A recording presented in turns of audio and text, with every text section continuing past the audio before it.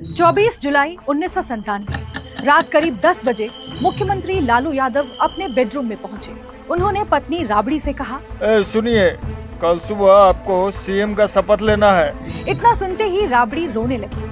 आखिरकार लालू के बहुत समझाने पर वो तैयार हुई। अगले ही दिन 25 जुलाई को राबड़ी ने बिहार की पहली महिला मुख्यमंत्री के तौर पर शपथ ली। शपथ लेते हुए वो 3 बार अटकी और इत्तेफाकन 3 बार सीएम भी रही। आगे राबड़ी सरकार में दर्जन भर से ज्यादा बड़े नरसंहार हुए, जिस पर हाईकोर्ट ने कमेंट किया, ये जंगल राज है। बिहार की इलेक्शन सीरीज मुख्यमंत्री में आज कहानी राबड़ी देवी की, कैसे घर की रसोई से निकलकर एक महिला बन गई बिहार की महारानी।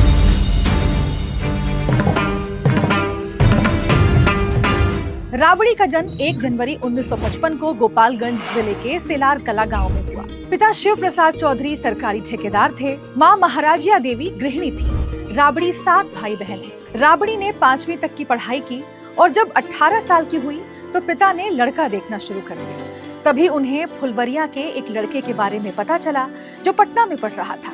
ये लड़का कोई और नहीं, लालू यादव ही थे। साल 1973 में बसंत पंचमी के दिन फुलवरिया से सेलार कला बारात आई और लालू राबड़ी की शादी हो गई। लालू को दहेज में 5 बीघा जमीन और 5 गायें मिली। वो अपनी biography Gopalganj to Raisina my political journey में लिखते हैं, शादी के समय जब मैंने सिंदूरदान किया तब राबड़ी ने घूंघट कर रखा था। करीब 1 साल बाद गौना हुआ तो वो घर आई, तभी उन्हें पहली बार देखा। मैंने उनसे कहा कि मैं बिहार में चल रहे छात्र आंदोलन का नेता हूँ, मुझे पटना जाना है। वो चुप थी। कुछ समय बाद राबड़ी भी पटना आ गई। उनका सादा रहन सहन पति के मुख्यमंत्री बनने पर भी नहीं बदला। 1990 में लालू पहली बार सीएम बने। इसके बावजूद 4 महीने तक लालू परिवार पटना वेटनरी कॉलेज के चपरासी क्वार्टर्स में रहा। दरअसल लालू के भाई वेटनरी कॉलेज में चपरासी थे। खपरेल की छत वाले घर में राबड़ी खाना बनाती और बच्चों की देखभाल करती। राजनीति में उनकी कोई दिलचस्पी नहीं थी। फिर आया साल 1995। लालू दूसरी बार बिहार के सीएम बने, लेकिन अगले ही साल चारा घोटाले में उनका नाम आ गया। सीबीआई ने लालू के खिलाफ चार्जशीट दाखिल कर दी। 24 जुलाई 1997 की शाम तक सेंट्रल फोर्सेज ने सीएम आवास को घेर लिया। अब लालू की गिरफ्तारी तय थी और उन्हें मुख्यमंत्री की कुर्सी भी छोड़नी थी। लेकिन लालू को डर सता रहा था कि अगर परिवार से बाहर का कोई सीएम बना तो सत्ता और पार्टी में उनकी पकड़ कमजोर पड़ जाएगी। ऐसे में लालू ने एक दांव चला। सीनियर जर्नलिस्ट अनुरंजन झा अपनी किताब गांधी मैदान ब्लफ ऑफ सोशल जस्टिस में लिखते हैं, लालू ने कांग्रेस अध्यक्ष सीताराम केसरी को फोन कर कहा, केसरी जी, हम राबड़ी को मुख्यमंत्री बना रहे हैं, क्या आप समर्थन देंगे? बदले में जो कहिए सब मंजूर होगा। इसकी भनक आरजेडी के टॉप नेताओं को भी नहीं थी। सियासत के कद्दावर खिलाड़ी लालू यादव जानते थे कि सीएम की कुर्सी ऐसी चीज है जिसमें अपनों के अलावा किसी और पर भरोसा नहीं किया जा सकता। इधर राबड़ी के भाई और बाहुबली साधु यादव ने अपने अंदाज में उन नेताओं को चुप करा दिया जिनकी नजर सीएम की कुर्सी पर थी। अगले दिन यानी 25 जुलाई को विधायक दल की मीटिंग में राबड़ी के नाम पर सहमति बनी। इसी दिन शाम 6 बजे राबड़ी ने मुख्यमंत्री पद की शपथ ली। इस तरह लालू ने सत्ता और पार्टी पर पकड़ अपने पास ही रखी। दूसरी तरफ राबड़ी देवी की जिंदगी महज 24 घंटे में पूरी तरह बदल गई। शपथ के बाद 28 जुलाई 1997 को बिहार विधानसभा में विश्वास प्रस्ताव लाया गया। वोटिंग हुई तो उनके पक्ष में 194 वोट पड़े, यानी उन्हें बहुमत मिल गया। राबड़ी जब विधानसभा से बाहर आई तो उन्होंने मीडिया से कहा, मैं पति की हर बात मानूंगी, लेकिन उनके गलत आदेश को नहीं। लालू भले ही जेल में थे, लेकिन सरकार वही चलाते थे।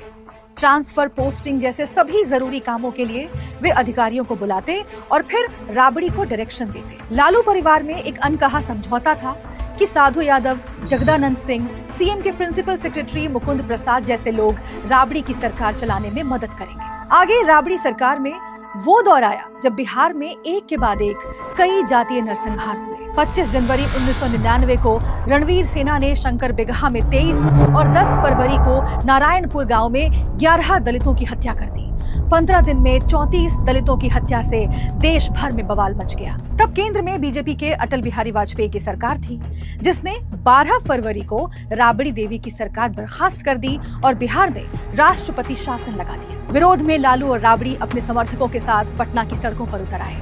कांग्रेस ने भी लालू को समर्थन देते हुए ऐलान किया कि वे संसद में राष्ट्रपति शासन के खिलाफ वोट करेंगे। वाजपेयी की एनडीए अलायंस के पास लोकसभा में तो बहुमत था, लेकिन राज्यसभा में नहीं। आखिरकार 8 मार्च को सरकार ने राष्ट्रपति शासन वापस ले लिया और अगले ही दिन राबड़ी देवी दूसरी बार सीएम बनी। फरवरी 2000 में आरजेडी लालू के चेहरे पर चुनाव लड़ी और 124 सीटें जीतकर सबसे बड़ी पार्टी बनी।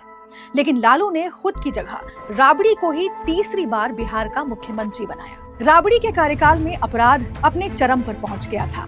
अफसरों की मनमानी और घुसखोरी खुलेआम चल रही थी। 5 अगस्त 1997 को एक केस की सुनवाई में पटना हाईकोर्ट के जस्टिस वीपी सिंह और धर्मपाल सिन्हा की बेंच ने कहा, बिहार में सरकार नाम की कोई चीज नहीं है, जंगल राज है, भ्रष्ट अफसर प्रशासन चला रहे हैं। राबड़ी 2005 तक मुख्यमंत्री रही, फिर 2005 और 2010 में राघोपुर से 2 बार विधायक रही। 70 साल की राबड़ी फिलहाल बिहार विधान परिषद की नेता प्रतिपक्ष और एमएलसी हैं।